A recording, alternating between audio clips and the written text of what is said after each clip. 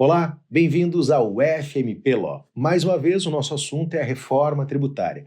Passou na Câmara, algumas modificações, agora a análise será feita pelo Senado. Mais uma vez, o nosso especialista no assunto, Dr. Gustavo Mazina, é professor de Direito Tributário aqui da FMP, doutor no assunto, advogado e presidente do Instituto de Estudos Tributários. Dr. Mazina, bem-vindo, uma satisfação. Muito obrigado, Zanuso, sempre um prazer poder participar e falar um pouquinho das questões tributárias, especialmente da reforma tributária, né? Que é o grande assunto do momento, né? No Brasil afora, só o que se discute é a reforma tributária, tantos serão os impactos, né? Então, realmente é bem importante oportunidades como essa, né, da gente poder falar sobre esse assunto. Nós já trabalhamos esse assunto, né, quando o projeto foi protocolado na Câmara, então houve essa votação e o PL 45 foi totalmente alterado, com alguns pontos que geram discussão, como já era de se imaginar, né, doutor Mazina? Sim. Então, eu gostaria que o senhor pontuasse essas alterações. Muito bem. Relembrando, Zanuso, nós tivemos, então, no final do ano passado, a aprovação de uma emenda constitucional, né, uma PEC, que acabou se tornando a emenda constitucional 132, que alterou o texto constitucional em relação à matéria tributária em diversos aspectos. Basicamente, essa emenda constitucional, ela criou tributos novos e extinguiu tributos velhos, vamos chamar assim, né? Então, hoje nós temos no Brasil o ICMS, que é o imposto estadual, o ISSQN, imposto sobre serviço, que é municipal, as contribuições ao PIS e a COFINS, que incidem sobre a receita das empresas, que são federais, e o IPI, que é o imposto federal que incide sobre a fabricação de produtos. Esses impostos, com a exceção do IPI, eles serão extintos. ICMS, ISS, PIS e COFINS serão extintos, e a emenda constitucional criou outros dois novos tributos que irão substituí-los. O chamado IBS, Imposto sobre Bens e Serviços, que será um imposto nacional, vamos chamar assim, né, cujo valor arrecadado será repartido entre os entes federados. Ele vem a substituir o ICMS e o ISS, né? Então, nós não temos mais agora, não teremos mais essa distinção entre bens e serviços que caracterizou o regime tributário nas últimas décadas aqui no Brasil, né? Durante as últimas décadas se separou, né? O que era serviços era tributado pelos municípios e o que se entendia como mercadorias eram tributados pelos estados. Agora, com o IBS, isso acaba, porque tanto os bens, e bens não só mercadorias, né? Todos os bens e também os serviços serão todos eles tributados pelo chamado IBS. E junto ao IBS, né, nós temos também a criação de uma nova contribuição chamada de CBS, Contribuição sobre Bens e Serviços, que será da União, será federal e virá a substituir a contribuição ao PIS e a COFINS que hoje existem. Então nós teremos, a grosso modo, e por isso que se fala num IVA dual, né? Por que se fala tanto em IVA dual? IVA é Imposto sobre Valor Agregado, né? Esses dois tributos, a CBS e o IBS, serão tributos que incidirão sobre valores agregados, impostos, tributos que incidem sobre o consumo, né, de bens e de mercadorias também. Então, esse IVA dual significa exatamente a criação desses dois tributos novos, né, o IBS de um lado e a CBS de outro lado. E a tributação com base nesses dois tributos, ela será muito ampla, né? Ela pegará toda e qualquer operação envolvendo bens ou serviços será tributada pelo IBS e pela CBS. Então, operações que hoje em dia não sofrem a incidência dos tributos, por exemplo, né, locação de bens móveis, né, locação de um veículo, por exemplo.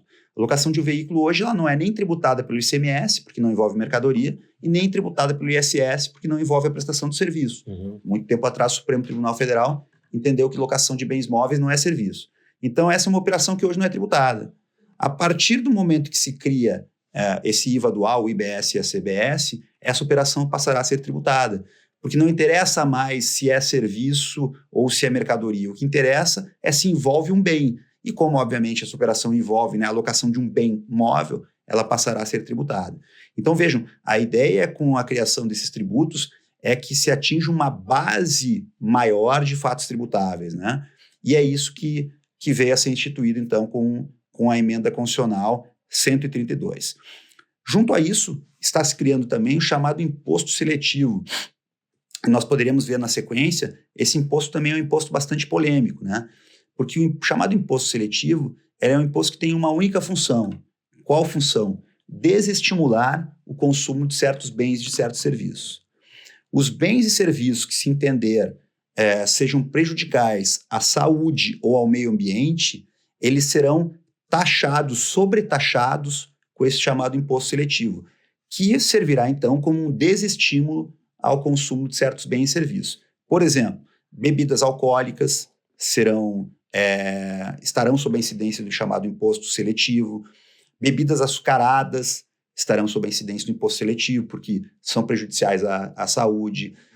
Os automóveis, né, especialmente os automóveis a combustão, né, carros, por serem poluentes, né, portanto prejudiciais ao meio ambiente, sofrerão então a incidência, essa sobretaxa, né, advinda do imposto seletivo. Então esse imposto seletivo que está sendo criado agora, ele cumprirá uma parte da função que hoje é exercida pelo IPI.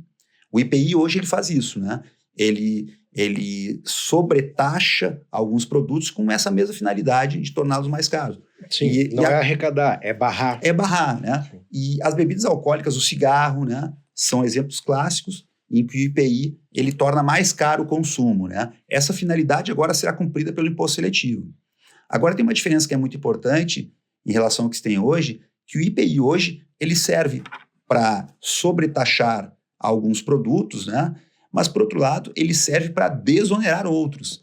Então, nós temos alguns produtos hoje que sofrem a incidência do IPI com alíquota zero, ou seja, são produtos beneficiados sob uma perspectiva tributária, né? Por exemplo, os produtos da cesta básica. O arroz industrializado, ele não é tributado pelo IPI. Já o cigarro é tributado com uma alíquota de 200%, 300% de IPI, o que demonstra essa dupla finalidade do IPI, né? O que ele exerce hoje. A gente chama isso, no meio tributário, de extrafiscalidade, né? Uma função que vai além da função arrecadatória, né?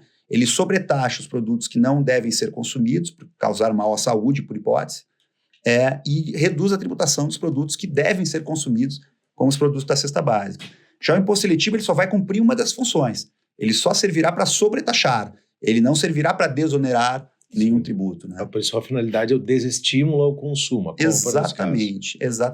Mas aí eu queria fazer um parênteses, doutor Mazina, e incluir aqui a questão do carro elétrico, né? Essa é a bronca, o carro elétrico acabou entrando também nesse imposto seletivo do jeito que está agora na Câmara. Lembrando que o Senado vai analisar e ainda, né, os dados estão rolando. Ótima questão, Zanuso.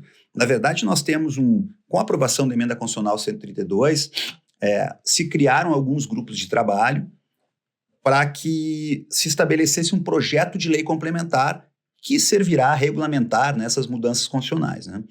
E aí um parêntese importante, né, rápido, mas importante, esses grupos de trabalho, eles foram criados com a participação de funcionários públicos, procuradores dos estados, dos municípios, da Fazenda Nacional, servidores da Receita Federal, das Secretarias das Fazendas, mas não foram convocados nesses grupos de trabalho representantes da sociedade civil.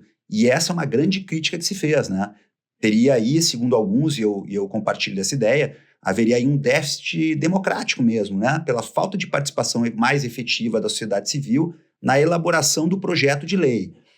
O argumento que o governo apresentou para não ter convocado a sociedade civil para participar desses grupos de trabalho é que a sociedade civil poderia participar livremente dos debates no parlamento, né?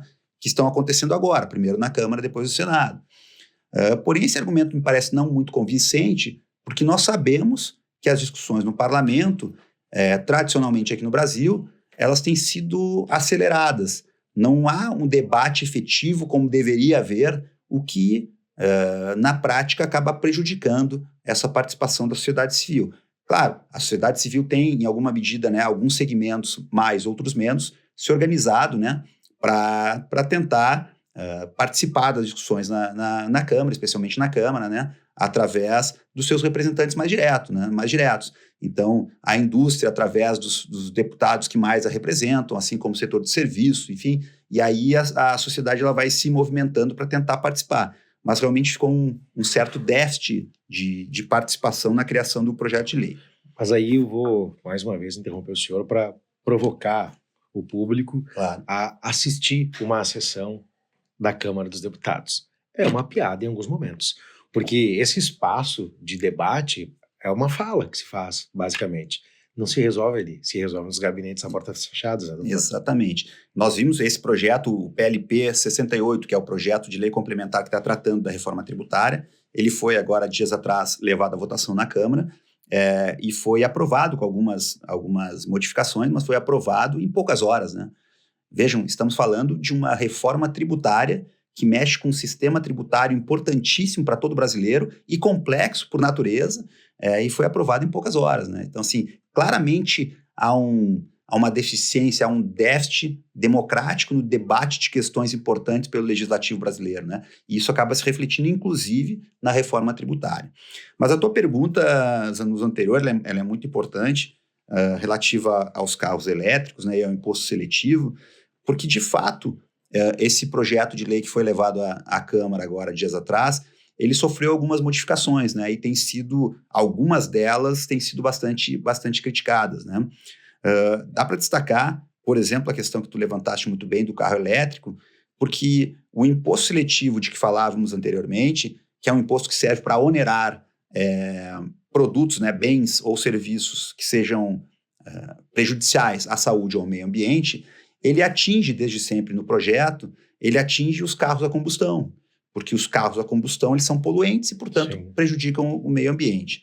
Da maneira como foi posta a questão no projeto de lei, esse imposto seletivo ele acaba abrangendo também os carros elétricos, o que é um contrassenso, né? Sim. É uma contradição interna, porque o carro elétrico, ele na verdade serve para não poluir o meio ambiente, né? Ele é uma alternativa ao carro poluente e vai acabar sendo, caso se mantenha, sobretaxado como se poluente fosse, né? Então esse é um dos ajustes que me parece que deverão ser feitos, né? E claro, como tu colocaste muito bem também, o projeto terá que passar ainda, né, pelo Senado, né? O Senado Federal ainda vai tratar desse projeto, então algum ajuste ainda pode surgir. É importantíssimo que todos acompanhem, né, nos próximos dias esse desenrolar no Senado, porque, de fato, a gente está tratando aqui de uma questão fundamental para o futuro da nação, né?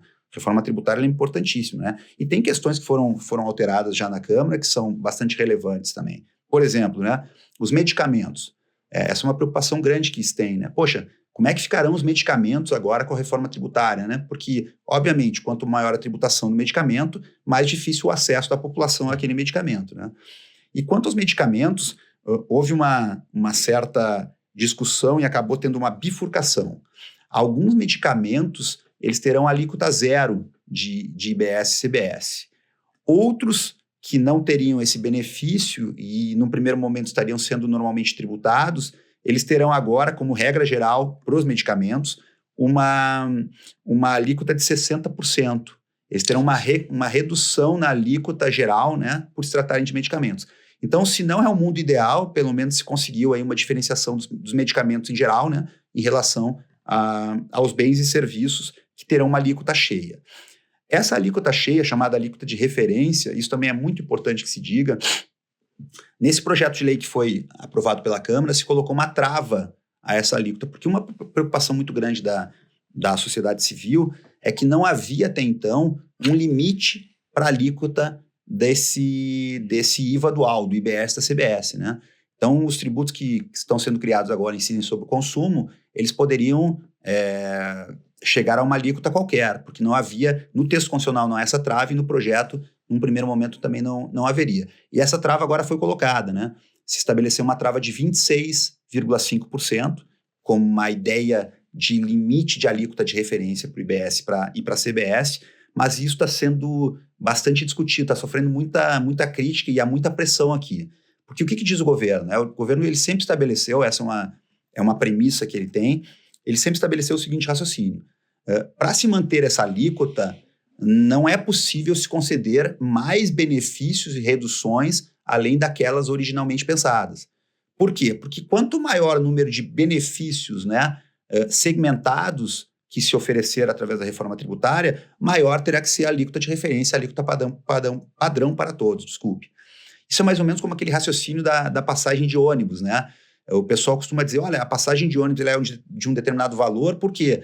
Porque não se cobra a passagem das pessoas a partir de uma certa idade, sim, se cobra metade da passagem para os estudantes. Então, quanto maior os benefícios que se dê, maior terá que ser, então, o valor médio do ticket, né, cobrado da população em geral. Aqui o governo federal trabalha com essa ideia também, né? Olha, 27,5% é o limite, vírgula, desde que não se estabeleçam novos benefícios segmentados, né, para um setor ou outro, porque se começar a se oferecer muito benefício, diz o governo, né, teremos que aumentar essa alíquota para, quem sabe, 27,5%, 28%. Né?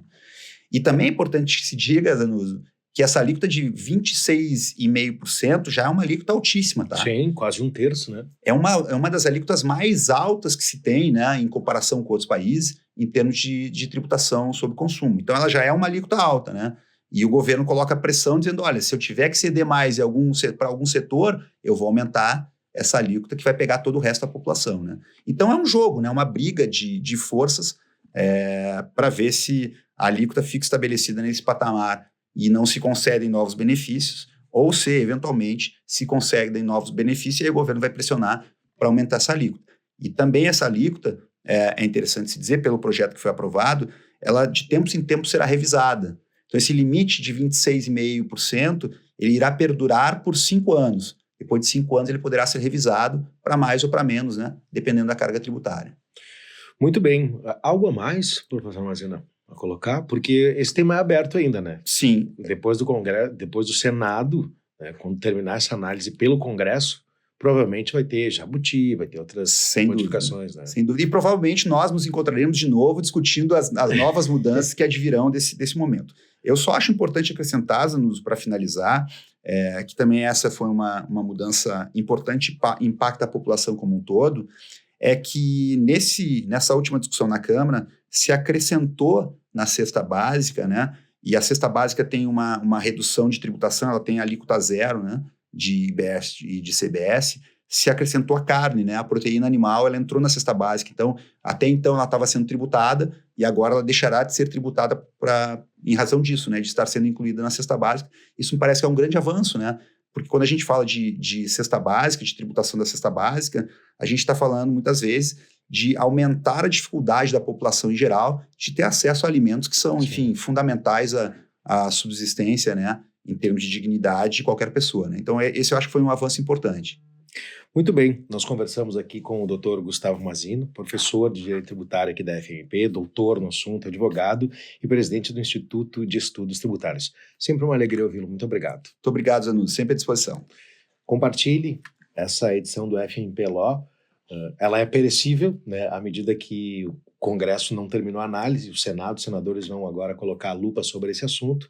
Então a gente já deixa um próximo encontro marcado para a gente saber se efetivamente isso vai andar ou vai travar, porque é uma discussão que se coloca há décadas, né, uma alteração no sistema tributário e que a gente está vendo agora, feito muitas vezes de afogadilho.